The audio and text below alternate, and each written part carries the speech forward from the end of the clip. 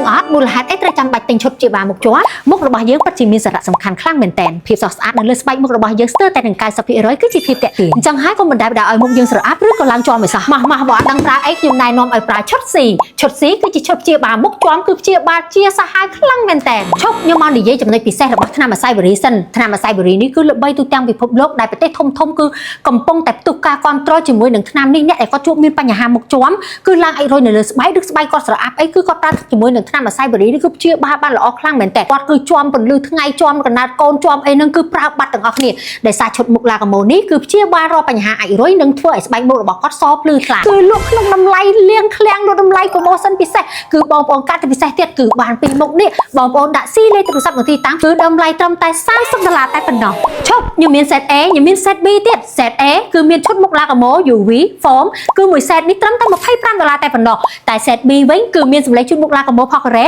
មួយ set នេះខ្ញុំលក់តម្លៃ$25ដូចគ្នាកុំភ្លេចណាទៅលាក់លេខទូរស័ព្ទនិងទីតាំងនៅខាងក្រោមវីដេអូនេះឬក៏ឆាតចុះទៅក្នុង page